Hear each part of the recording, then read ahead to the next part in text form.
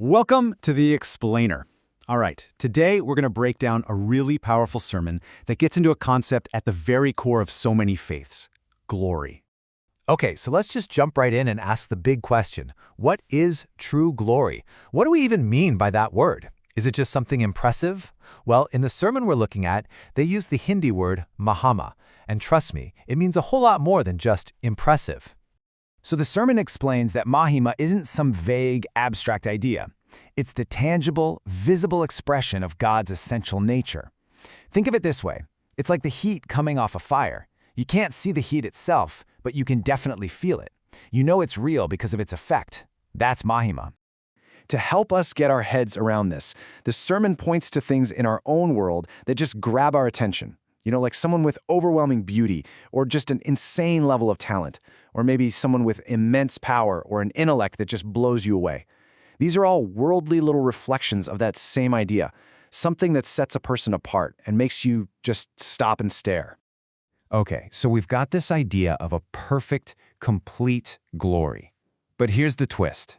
Here's where the sermon introduces this huge tension, right? A fundamental gap between that divine perfection and, well, us.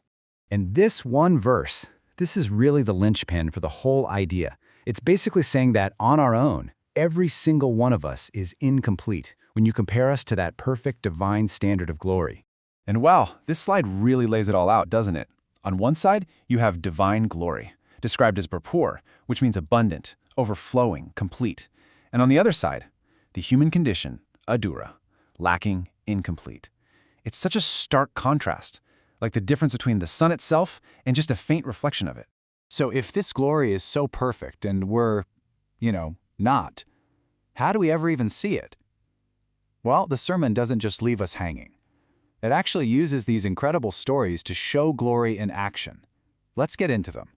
First up, we've got Lazarus. And the problem here? It's absolute. I mean, he wasn't just dead. He'd been in the tomb for 4 days. From any human point of view, it was game over. Completely and utterly hopeless. But right there, in that moment of total hopelessness, we get this incredible question. Did I not tell you that if you believe, you will see the glory of God? So glory is positioned as the direct answer to hopelessness, something you can actually witness if you're willing to believe.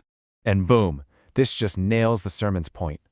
Glory isn't some passive, pretty idea. No, it's an active power that steps in and completely changes reality. It even beats death. All right, story number 2. This one's about a man born blind. And you know what happens? Society immediately starts pointing fingers, right? They're looking for someone to blame, assuming his condition has to be a punishment for someone's sin. But this is where it gets super interesting. The quote here completely reframes the whole situation. His blindness isn't a punishment at all. It's actually an opportunity for God's glory to be put on full display for everyone to see. So his healing becomes way more than just a private miracle. It's a public demonstration. It shows a power that just blows past our simple human ideas of cause and effect, of sin and punishment. It shows that glory is a force for restoration. Okay, so these stories are amazing, but they're not just about cool miracles. The sermon really hammers home this point. Actually witnessing this glory, it changes you profoundly and maybe permanently. So what happens when a person has this kind of encounter? The sermon lays out this 3-step process. First, you get a sudden dose of humility when you see your true state. Then, that leads to an unshakable kind of belief. And finally, you're just completely transformed. In that first reaction, it's often humility. Total humility. Just look at Simon Peter here. After this insane, miraculous catch of fish, what does he say? "Go away from me, Lord. I am a sinful man." He's not high-fiving everyone. He's just floored by his own inadequacy in the face of that much power.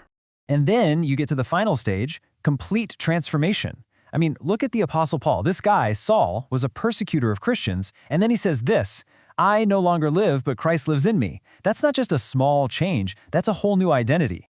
So what's the ultimate point here? The big takeaway from the sermon is that running into this kind of glory, it's not a spectator sport. It's not a one-time thing. It's actually an invitation to live a completely different kind of life.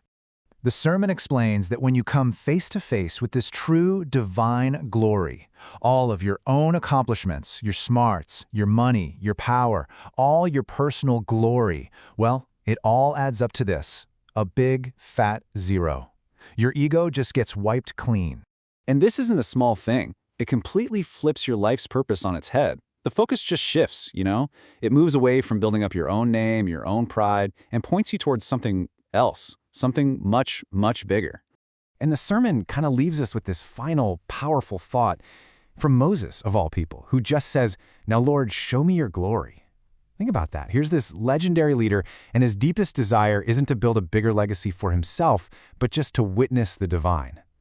So that leaves us with a pretty big question, right? In a world that is completely obsessed with personal success, what if the real goal isn't to create our own glory, but to witness something greater?